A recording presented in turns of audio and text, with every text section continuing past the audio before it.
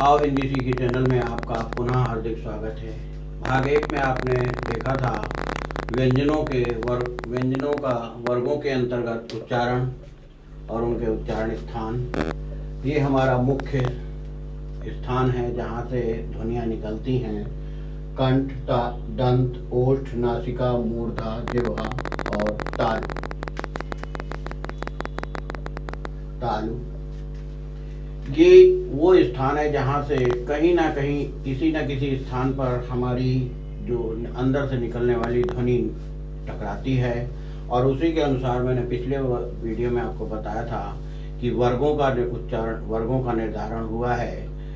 5 वर्गों कवर्ग, चवर्ग, टवर्ग, तवर्ग और कवर्ग, चवर्ग, टवर्ग, तवर्ग और पवर्ग। तो आज मैं आपको स्वरों के उच्चारण स्थान और उसके अलावा अन्य जो स्वर हैं, जो संयुक्त स्वर हैं, उनके उच्चारण स्थानों के बारे में बताने जा रहा हूँ। ये बहुत महत्वपूर्ण है क्योंकि अगर हमारे पास उच्चारण स्थानों की बिल्कुल सटीक जानकारी है तो किसी भी तरह की कोई गलती हमसे नहीं हो सकती, क्योंकि भाषा पूर्ण रूप से उच्चारण के ऊपर ही निर्धारित होती है। इसलिए दूसरे भाग को ध्यान से सुनिएगा और ध्यान दीजिएगा। उच्चारण सुनिए और कर देखिए, बार बार उसे दोहरा कर देखिए, तब आपको एहसास होगा, तब आपको पता मालूम होगा कि हाँ वाकई में निर्धारित स्थान से ही निर्धारित ध्वनि का विकास होता है, निर्धारित ध्वनि निकलती है। जैसा कि मैंने बताया, हमारे स्वर हैं आ, ई, री, रे, उ। ये 5 स्वर हैं। 5 स्वर, मुख्य 5 स्वर, 5 वर्ग। तो पहला स्वर जो हमारा है आ, जो सबसे मुख्य ध्वनि है, उसका उच्चारण स्थान कवर्ग। हा, जो शासा साहा ऊष्म व्यंजन उसमें का हा, आ, हा। और विसर्ग ये जो 2 बिंदियां हम लगाते हैं, वो उनका उच्चारण स्थान कंठ होता है। आ कवर्ग का गणा, हा विसर्ग अह जिसे कहते हैं, उसका उच्चारण स्थान। ई दूसरा वर्ग है चवर्ग, चा छा जा यहाँ।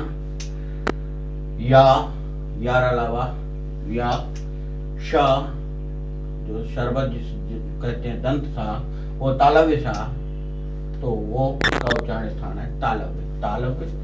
ये रहा आपका तालव्य, जहाँ पर आपके दोनों वो मिलते हैं, ऊपर वाले दांत जहाँ पर मिलते हैं उस स्थान को तालव्य कहा जाता है, ऊपर वाले। तीसरा है री, टवर्ग, टाटा टाटाणा, रा, शा षटकोण, जहाँ पर जिह्वा ऊपर की तरफ टकराती जाकर मुड़ती है, मुख के सबसे ऊपर वाले स्थान पर। मूर्धा, ये वाला स्थान यहाँ पर टकराती है, तो इस स्थान तालु, ये क्या इनका री, टवर्ग, रा, शा, ये मूर्धा के अंतर्गत आते हैं। इनका उच्चारण स्थान मूर्धा है। ली, तवर्ग, ताता दादाना, ला, सा, दंत, ये इनका उच्चारण स्थान दंत है। इसीलिए ब्रैकेट में मैंने बनाए हैं क्योंकि इधर पूरा आपका चित्र है जो उच्चारण स्थान बने हुए हैं। उ पवर्ग, उ दोनों होठों का ही काम है। पवर्ग, पापा बाबा माँ। ओष्ठ के अंतर्गत आते हैं, इनका उच्चारण स्थान ओष्ठ है। उसके अलावा जो हमारे मुख्य स्वर हैं, संयुक्त स्वर, उनके 2 उच्चारण स्थान के आधार पर दोनों उच्चारण स्थान यहाँ पर लिखे जाते हैं। ए, आ प्लस ई बराबर ए। आ का उच्चारण स्थान है कंठ, ई का उच्चारण स्थान है आपका तालु, कंठ तालु। तो ये क्या हो गया? कंठ तालु। उच्चारण स्थान क्या हो गया? कंठ तालु। ऐ, ए, आ प्लस ए कंठ तालु। ओ, आ प्लस उ, आ का उच्चारण स्थान कंठ, उ का ओष्ठ, तो क्या हो गया? कंठोष्ठ। शा, का और शा, छा देखे क्षत्रिय, का और शा मिलाकर छा बनता है, इसलिए उसका उच्चारण स्थान है कंठ।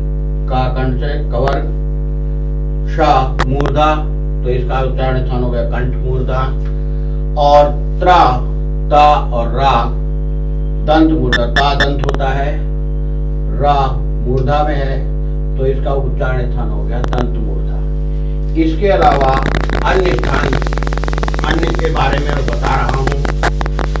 मैंने आपको पिछले उसमें बताया था कि हर वर्ग का पहला, तीसरा और पांचवा, हर वर्ग का पहला, जैसे कवर्ग है, कवर्ग, कवर्ग, का, खा, गा, घा और